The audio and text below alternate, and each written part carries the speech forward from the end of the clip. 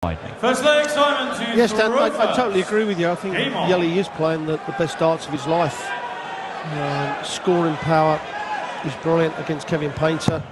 He really got out of the gate exceptionally quick, firing in 180s.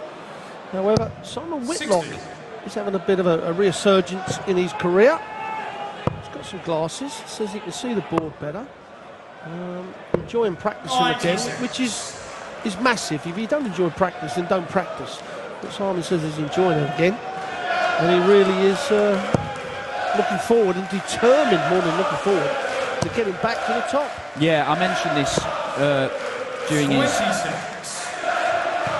As I said that, he hit 26. Well, yeah, he is wearing specs for the first time on a big stage. He won the UK Open weekend 58. just a few days ago. There's still a bit of work to be done with these specs because he called it career changing, life changing. You know, he said the effect instantaneously. He felt more comfortable. He could actually see what he's throwing at in a much more clear way. 60. But the problem is, as soon as he looks down the board, they start dropping off the end of his nose. He's peering over him like Jeremy Corbyn, and he's got a problem. He's not actually getting any benefit from them. So he either needs a little trip to the opticians to get a tighter fitting pair, or an Andrew Gilding spec strap.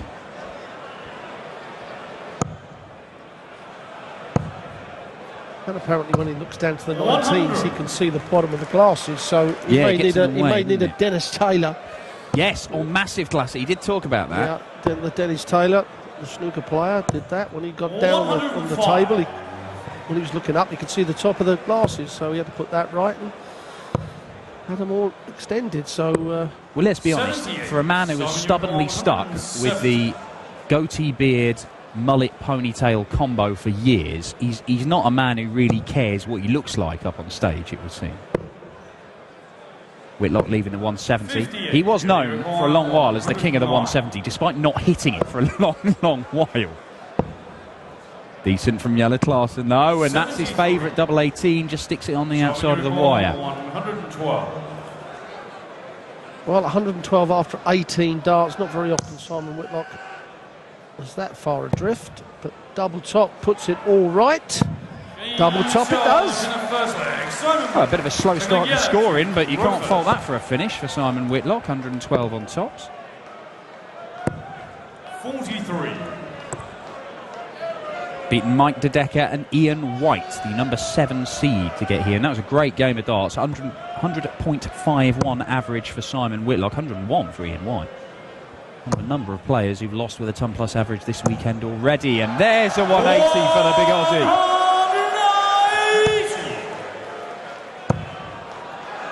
One back at him. You bet. You bet. Well, it's certainly livening the crowd up here in Venray. Packed arena.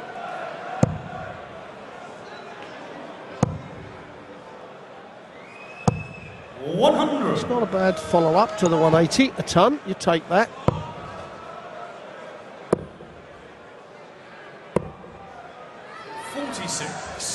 And he has stolen the darts. Simon Whitlock now going to press home this advantage and get an early break and go 2-0 up.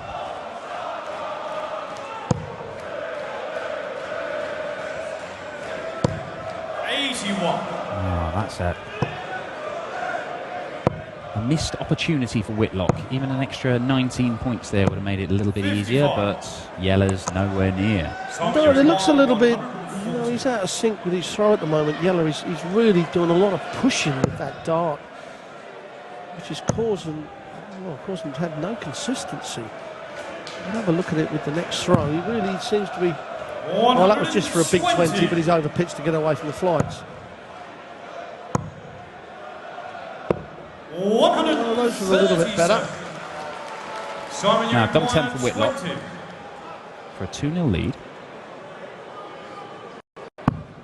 Oh, wow, that was a long way off. But that one is right where he wanted it. 2-0, break a throw. Yeah, Jelle, you know, he rebuilt his throw. And we talked about this a few times, but he rebuilt it. He came over to the PDC and he won a tournament in his first year.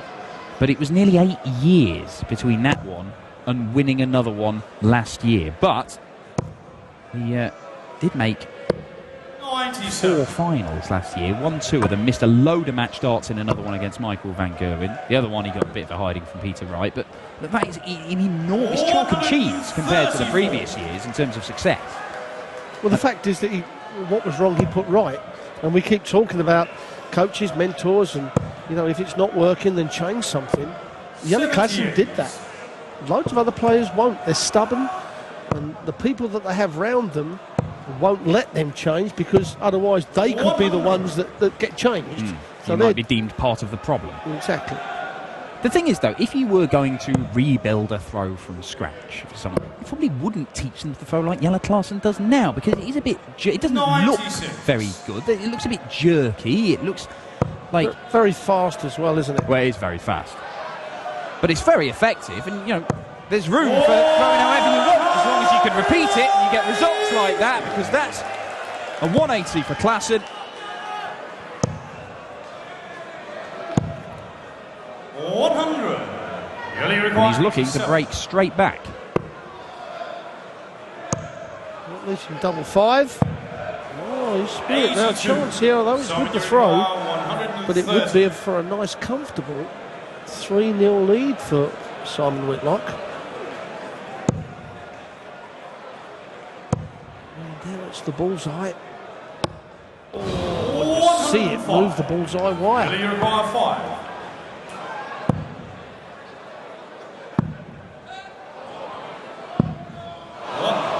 Missed opportunities for Jelle Klaasen, and Simon Whitlock looking to pounce.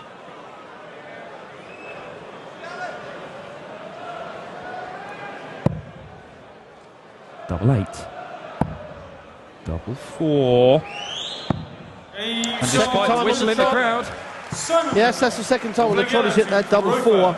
And you're right, Dan, and whistle at the crowd.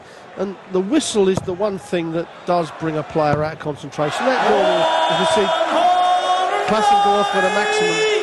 You know, that normal hubbub, that cheering and that, you don't really notice, but that whistle, that's when you'd like to walk off that stage and wring the bloke's neck, to be totally honest with you. Well, not that we can do that. That is one option. That is one option. The option that Simon Whitlock chose was to hit the double and then just give him a little wave. I prefer that one, Rod, but I fear I'm more of a pacifist than you are. Now you see Jelle, first 9 average 107. He's hit 3 180s. He's lost all 3 legs so far. He's in a good position in this one, but he's missed doubles. And if you don't hit any doubles, you don't win any legs. 140. Well, it's all, you know, when you're a quick thrower, it's all about the scoring. When your first dart's in the right position, the other two normally follow it. But when you come down to a double, there's a good chance that you throw the first dart at the double, then you may have to switch. So there's distance between your first, second and your third dart. That's why the quick throwers sometimes have a problem with that. 45. Well, it's a much better leg from Jelle Klaasen here, but in double 18 he is usually so reliable on double 18. Jelle requires 36. That 112 for Whitlock is what he took out in the first leg, so there's pressure. Pressure. Double 9! Everyone loves the switch to double 9, don't they, Rod? One of the best doubles on the dart. Well, Klaasen is probably the best player on double 9 because he has to hit it so many times. Doesn't he? Leaves it all the time. However, that has got him back in the game. 58.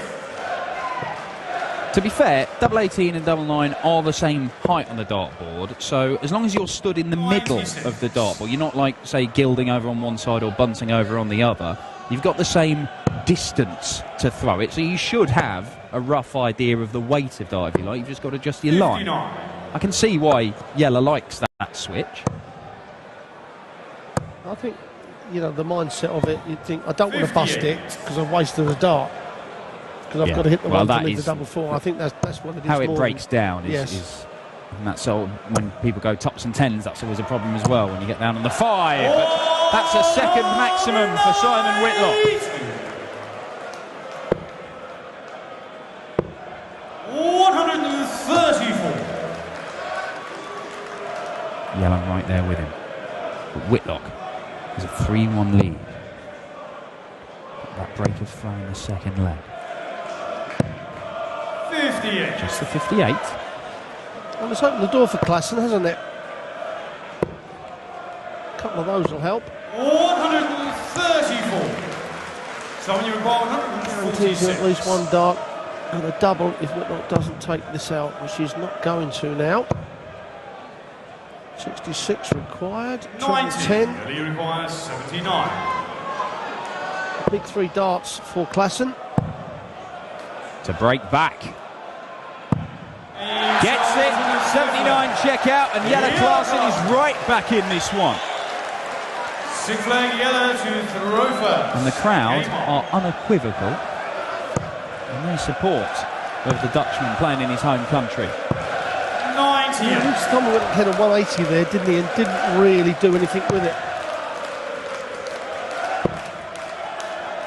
Simon Whitlock did record a very 96. significant win over Jelle Klaasen at the match play last year, and he won it convincingly, won it 10-4, and that brought an end to a hideous run in the big TV tournaments for him. He had gone out in round 1 of the Grand Prix, European Championships, Masters, Players Championship Finals, the Grand Slam and the Worlds. So it was his first win in a singles knockout format in a big TV tournament as Whitlock fires in another 180. Yeah, in more than a year. So that was a hoodoo broken. 140. Just the 10-40. Don't get too excited, Venray. And of course it gets in your head when you keep going out first round. You know, you're so edgy, you tend to try and defend instead of attack. Please go in instead of go in. You know, that little bit of extra attitude. 96. Well, to be fair to Simon Whitlock, during that horrible spell of 12 months where he just couldn't get through to round 2 of any of the big ones, 80. he did maintain his belief. He was always unshakable in his belief that he can get back to where he was. And even when he lost to Ricky Evans at the Worlds this year from what looked like an unassailable lead, doesn't find the treble he needs. He said 64. afterwards that he believes he's played darts that puts him right up in the top echelons of the game. The 160's not going, so Simon Whitlock has a chance now to get another Simon, you require break, to 65. break straight back and go 4-2 in the lead. Gets the 25, 2 darts at tops. And he only needs the 1, and it is a break. And Jelle Klaasen, when it looked like he was coming back into this one, finds himself under the gun again. The thing is with practice, Dan, you know, you hear so many players go, I'm playing so well in practice, I can't believe I'm not winning games. But they don't actually analyse the whole of their practice session like we analyse the whole of their game, whether it be on TV or in Pro Tours. The good bits stick in their mind. Exactly they remember right. their 3-12 darters, and that time they just missed the Exactly right. double 12 for the 9, but they don't remember the other 15 legs that yes. are all in 25 darts. You're exactly right. Exactly right. It's like people saying exhibitions, I played brilliant the other night, had 3-12 darters. What are the other legs like then? Well, I can't remember. No, they're actually pretty poor. So an exhibitions does not tone you up. Now then, Simon. 140. Simon Whitlock is a former Dutch darts master, won the inaugural one in 2012, beat Paul Nicholson in the final. Well, when you look at Simon's foot there, it's lucky that the shoes are a little bit too big for him, otherwise his toes would be facing north. We'll have another look at that when he comes back. Gary Anderson puts his foot on top of the hockey, so does Adrian Lewis before they set it. Perhaps our boys will give us a look at Simon's foot. There we have it. Look at that squash. His toenails must be black. I remember he played in the Worlds one year and he had a massive pot on his foot, didn't he? After he's got a metal pin in that ankle, I think. It might be the other one. Well, a chance to go one leg away from the quarter-final spot. 44, 12, or a 4. 12 it is, double 16. He's going to get 6 darts from here. He needs the 1. Good 14 dart leg with the throw, and Simon says that he's on his way back, and certainly the sign so far that he's actually is. Yeah, well, I'll tell you what, Jelle Klaasen coming into this, probably the favourite, I would have thought. Yes, he was the favourite by the bookmakers. And it's, at the minute, it's a sort of 92 average for Simon Whitlock, which isn't the heights we saw from him against Ian White, but he's finishing 55%. Nothing wrong with that at all.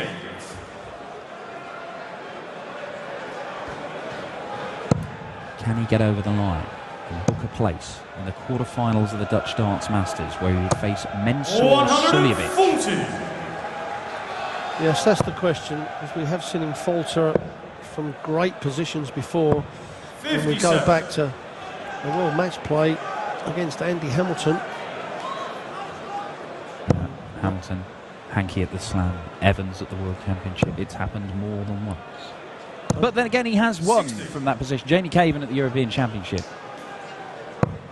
He is a player who, when it's going brilliantly, he can get on a roll, but when it's going against him, sometimes he can find it very difficult to arrest. But he's looking good here. One more treble, or is he going down for... Yeah. 97. 97 gets him to 104. Jelle Klaasen needs something big, needs to apply the pressure, is doing so. 140. Is it enough? Simon, you require 104. Well, the way Whitlock's playing, you fancy him to have a dart at a double. Oh, wow. Wow. That's incredible. 38. Well, a ropey visit. Does not get a dart for the match. Jelle. Now he wants the ball. And gets the bullseye. Nerveless from the Cobra. And he stays alive. At least for now.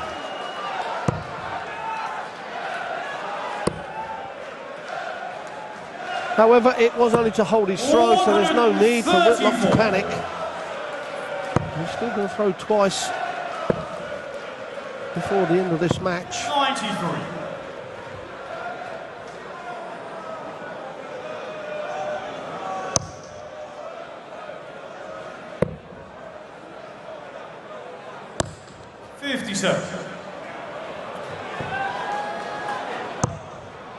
Simon Whitlock has often saved his best for the European Tour over the last couple of years. Made 2 finals, both in Dusseldorf. That is, of course, where they absolutely love him. We've got the lookalikes who turn up. I've heard the German crowd in Dusseldorf sing Simon Whitlock's name for an entire session, non-stop. 60. I think it was against Justin Pipe. Yeah, they did for the whole game, didn't they? And even afterwards, you know, his game had long since finished, and they were just going Simon Whitlock Olay for about 2.5 games afterwards. They just love the man. If I remember rightly, they were chanting Prakash Jiwa's name as well. Well, I mean, remember that? I wholeheartedly endorse any darts chants that involve Prakash Jiwa. Certainly more so than involve Kolo or Yaya Tora. Pay attention, darts fans. Simon Whitlock, though. Is he going to get 6 darts from 192 for the match? That is a wonderful start. Yeah, that's brilliant darts. Oh, Simon Whitlock. Very surprised that he did that, though, Dan. 152. He's going to get a dart at it, but if he splits this double 6, 124. I thought he was going to switch. He wants 72. We're about 3 clear darts, and he needs the 1, so it doesn't matter. Simon Whitlock sees off that 192 in just 4 darts to beat Jelle Klaasen. And we do have an unseeded player through in the bottom half of the draw. Simon Whitlock will face Mensur Suljovic in our 3rd quarter-final of the night. Jelle Klaasen dumps out. It won't be 3 Dutch players in the semi-finals. We could well have a